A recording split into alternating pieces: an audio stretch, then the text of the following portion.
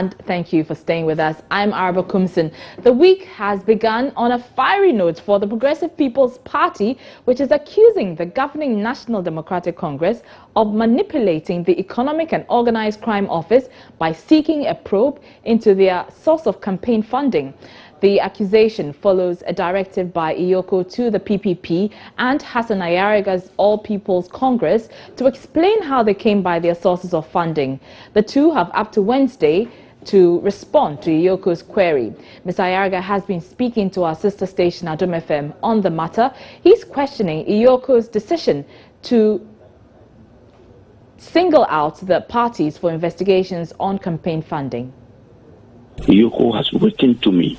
They wrote to me to give them information. They didn't invite me. There's a difference between invitation and writing. That they've had me on social media platform saying that I've spent over $6 million in procurement of cars and other stuff. They want to know the source of the amount of money I mentioned. But my problem is that why would EOCO write to only APC and PPP? There are so many other political parties in this country that have spend more than the APC and the PPP. Why the APC alone and the PPP? Is it the EOCO is interested in APC and PPP alone, and they are not interested in NDC, MPP, and many other political parties? Please. And in any case, if they write to me, I'll respond. How come they go on air and tell the whole world? Because I had my letter on Saturday. I came home, letter was there. So how come early morning when I'm supposed to respond to them, the whole world knows about it? And they call themselves EOCO. With due respect to their institution, they should learn how to follow procedures. Because if you want to investigate people, do the right thing. Investigate all the political parties. Why do you streamline it to two? Is there anything interest of the two alone? Of interest to you just because these two political parties are progressive? I think that our law should work without fear or favor and must be applied to everybody squarely. Well, policy advisor of the PPP, Kofi Asamasia, agrees with the APC flag bearer. He told my colleague Francis Aban it's an orchestrated attempt by the governing NDC to frustrate the PPP. If there is a party that has something to hide, then they shouldn't come to our doorstep, because we believe that some illicit sources are used, including abuse of incumbency. Now, when Dr. Indom and the PPP have done their campaign in such a way that Ghanaians will vote for us, and instead, if you like, the vote that will go to NDC and some other parties, they are deploying state institutions, including the EOCO, as a political tool, a political weapon to harass us. We will not keep quiet. We have a fight to do, and the PPP is not scared by any state institution, EOCO or BNI. Are you inferring that the NDC and the state machinery is manipulating EOCO to investigate the PPP? 100%. Do you have evidence to suggest that? About this? Yeah, but otherwise the president should call this state institution to order. You don't invite people to the CID by radio announcement. You don't write letters to political parties to respond to and leak it to the media before we get it. So all these calculated, orchestrated attempts to harass our effort to get back to the ballot paper is sponsored from the ruling government, and they know it. And if they have nothing against it, they should say so. NDC paid 2.8 million for President Mahama and the entire parliamentary candidate. We paid 1.7. If you are looking for a bigger amount to look into, why not the NDC but the PPP one? Where did Greenfield get his money from?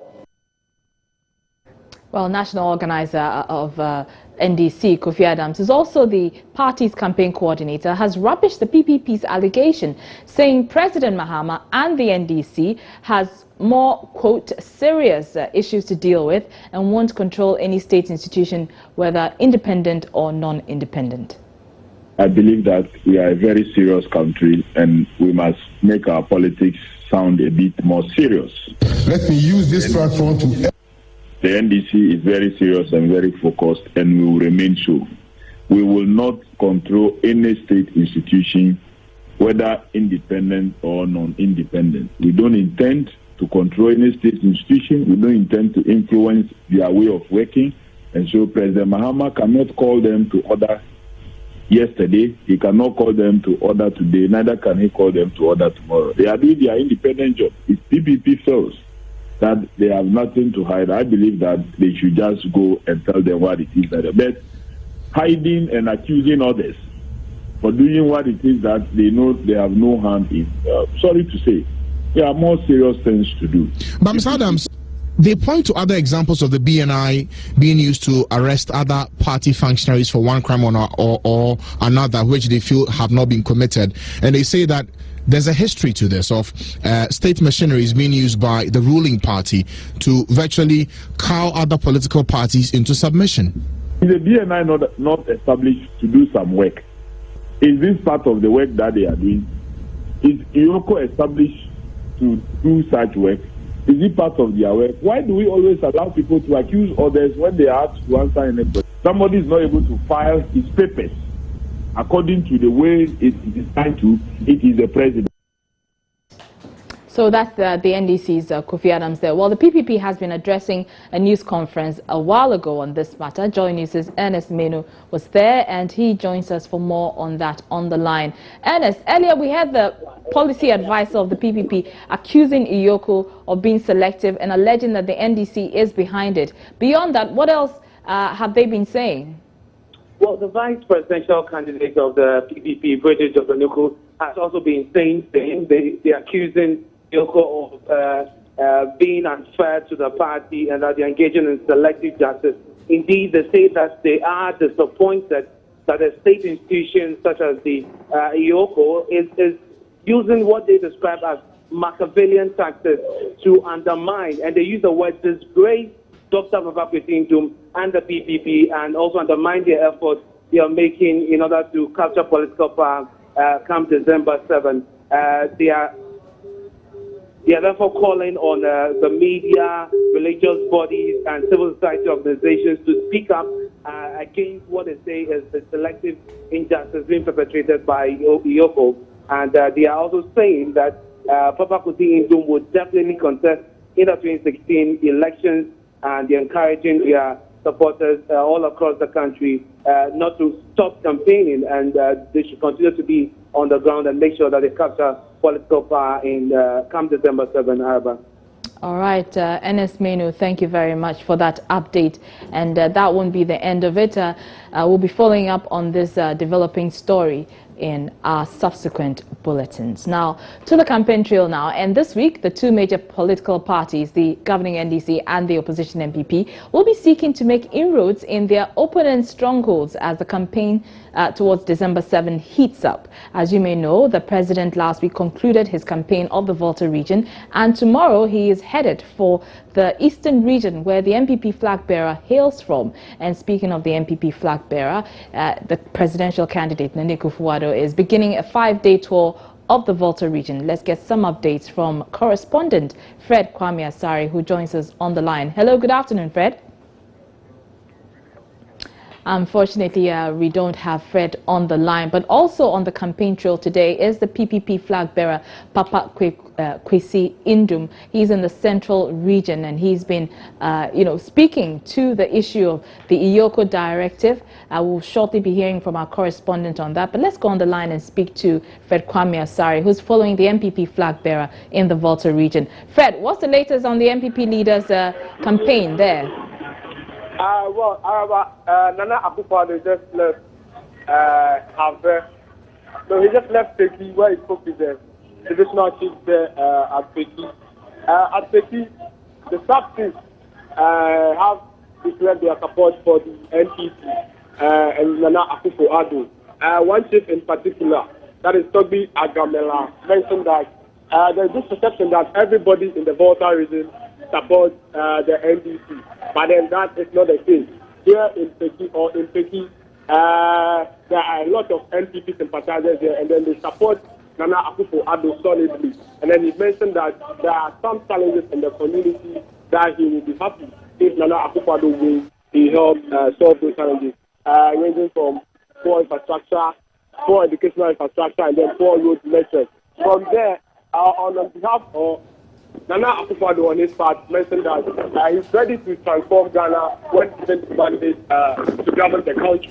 He also mentioned that the NPP has outlined numerous policies, including the one district, one factory, one district, one dam policies, among other policies that the NPP wishes to outline and then employ to help transform Ghana. As All we right. speak, Nana Akufo-Addo just arrived at Ave, where he's addressing a crowd.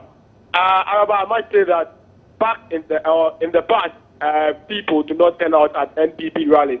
As we speak, there are about over 1,000 residents here at Ave who are gathered to listen to the message of change from the New Patriotic Party presidential candidate.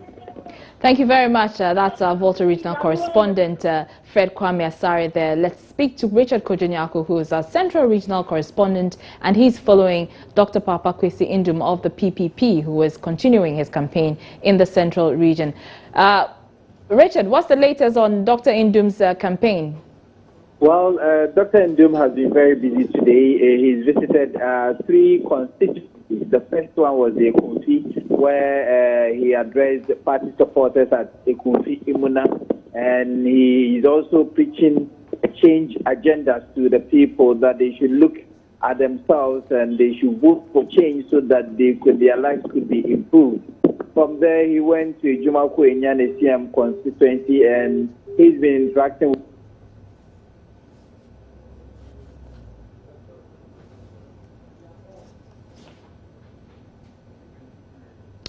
Unfortunately, we appear to have lost Richard Kojo-Nyarko on the phone, but he's following the PPP flag bearer, Dr. Papa Kwesi Indum, who is touring the Central Region.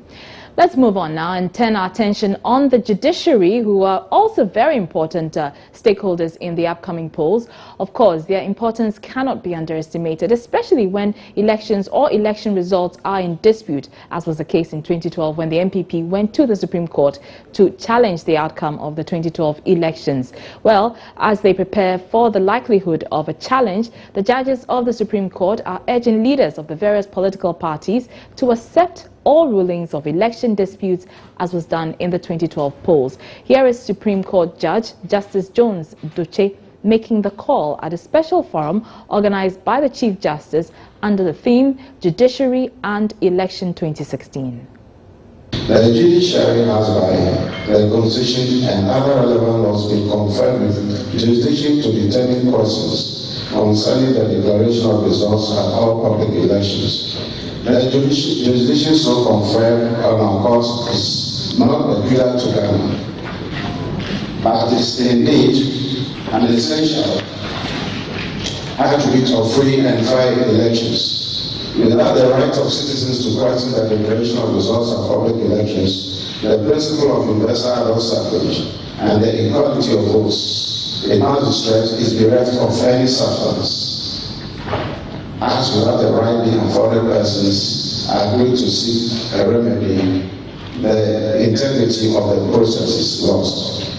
The determination of electoral disputes is at the last stage of the electoral process and stamps it with legitimacy. Therefore, as we prepare to go to the polls a few weeks away, it is of some value that the judiciary addresses the question of how it proposes to discharge its mandate in the name of the good people of Ghana before, during, and after the elections which come off on the 7th December 2016. The gathering today provides an opportunity for the judiciary to share with the public and stakeholders its preparedness in determining electoral disputes that can arise in connection with the electoral process, serves the purpose of assuring Ghanaians that the provisions of the electoral laws shall be upheld in any disputes turning on the elections. The role of the judiciary in relation to electoral disputes is to ensure compliance with the rules by which the elections were agreed to be conducted, and either validate or invalidate the declaration of results depending on. Well, some civil society groups have also been raising concerns about tension in the country ahead of the polls. The Institute of Democratic Governance, IDEC, is one of them. Its Executive Secretary, Emmanuel Akwete, speaks on the matter. We've seen the Supreme Court in action And I think there is a pertinent issue that we must address. All the data from Afrobarometer studies and recently Mo Ibrahim shows that the majority, a growing number of Ghanaians are very dissatisfied with the system. We've gone around the country, all 10 regions. We get a constant refrain from people in forums we organize. They say the system is not working for us. Then on social media, where you have a more educated and vibrant youth, they want a system change. They think the system is not working. They want revolution, they want something radical that will solve their problems because they don't see solutions to the problems. So we cannot take it for granted that everybody is in love with the system. And indeed, in rural communities, people are even asking that they want to see a change of the winner takes all. Because now it's associated with almost everything violent or threatening. And there was great opportunity to do this. The constitutional review process and then the constitutional review implementation committee. But it got nowhere. Even if it was Kwekwa Asari's petition and the time it took that addressed it, made it a bit late. Frankly, there has been no consensus in Parliament on how to move constitutional amendment forward.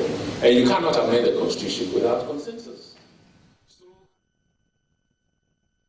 And so that's the Executive Director of the Institute for Democratic Governance, IDEC, Dr. Emmanuel Akwete, raising concerns about tension in the country ahead of the polls and the need for dialogue. And speaking of tension, we do know that the police administration has been making assurances that it will leave no stone unturned in ensuring that this year's polls passes peacefully as much as possible. And today, the Inspector General of Police, John Kudalo, has been repeating those assurances as he interacted with some Muslim leaders today in Accra. Another thing he reiterated is shutting down social media sites on election day if it becomes absolutely necessary. You may recall that this call earlier generated huge controversy, but hearts were calmed after President Mahama, intervened and said that this should not happen. Well, Joy News' Joseph Akable was with the IGP when he made those pronouncements today. He joins me in the studio for some clarity on what the IGP said.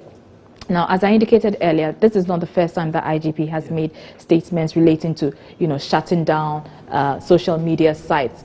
Clarify for us, did he say that he will shut it down if it becomes absolutely necessary? He was very emphatic in the fact that as a stance, there will not be a shutdown. But the point again he made is that as a security chief, he has the power to make recommendations. It's not within his power to decide to ban social media on election day or not. Then again, he points out that the president had already earlier stated that there won't be a ban. But if it becomes necessary, he will stick to his earlier position of having it banned. That is, if it becomes necessary, he feels that the country is under threat and there's a need to make such an advice, he will not hesitate to make that advice at all. This is despite the president's assurances that there will be no ban or shutdown of social media sites. Exactly, and even though he was very emphatic about the fact that there won't be the ban, he adds that he thinks that if it becomes necessary, he won't hesitate to give that recommendation. So in case the president seeks for such counsel from him, his position will still be the same as that which so just to clarify, he's not going to shut down, but if it becomes absolutely necessary, he will make that recommendation. Okay, we can listen to the chief, the IGP. Media is becoming a very strong force now, and that's what we say is the fourth realm now. You mentioned the three consecutive ones. You know that the media is an emerging force. So we made the media as we are meeting you today. And then we spoke, we discussed. And as I always say in a very, I make it look a little funny and not serious, that as we are about to close, it was not part of the agenda to start social media, we didn't mention the social media at all. But as we are interacting now, one media person asked, for that IG, you and your officers, you've spoken well, we have very fruitful deliberation. But there's one thing we have missed, the social media. What are you going to do about it? And enumerated the pros and cons, that's the positive and negatives about the social media. Then what I said is that as a police institution mandated with the peace and security of this country to ensure that we come out from the election in one whole piece and not in pieces.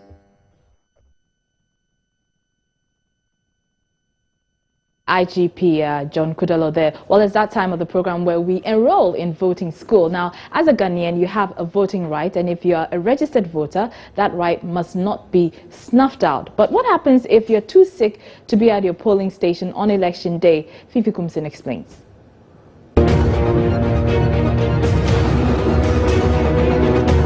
You may be keen to translate into reality the slogan JM Twaso or JM Chaso. That's to say, voting out Mahama or voting for Mahama. But a registered voter who, due to ill health, will not be able to vote on the polling day or is absent from the constituency and will be unable to vote on polling day may not less than 42 days before the poll apply to the returning officer or the commission for their name to be entered on the proxy list. The applicant shall complete a proxy form as set out in Form 6 of the schedule. But remember, you cannot appoint more than one person at a time as a proxy to vote for you at the election. A person whose application to vote by proxy is accepted and endorsed by the returning officer of the constituency or the commission shall not vote at the election in respect of which the application was granted, unless the proxy is cancelled.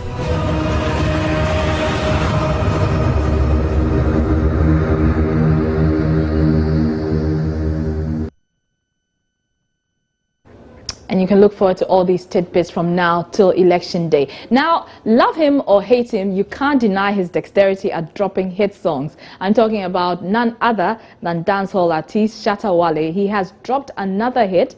What's this got to do with politics, you might ask? Well, he is talking about the NDC and the MPP in his latest song that he chooses to call Nana versus Mahama. He humorously refers to the two candidates as Nana Kalipo and Mahama Pippa, but the message he's preaching is Ghanaians should calmly make their choice and not descend into violence. Listen.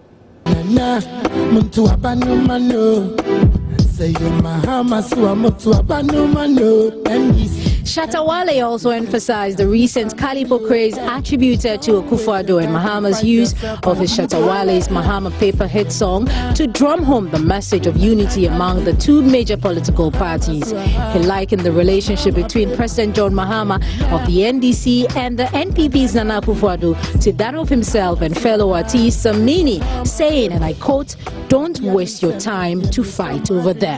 Shatta Wale has been described by some industry players as the success of Ghanaian music this political season because he is the only artist whose songs are being used by both parties. The two major political parties, the NDC and the MPP, use his song Mahama Paper and Kakai respectively on their various campaign platforms. The artist had earlier served notice that he will not endorse any political... That's interesting. Well, that's our show for today. Join us same time tomorrow for updates on the political front and campaigns. I'm Arba Kumsin.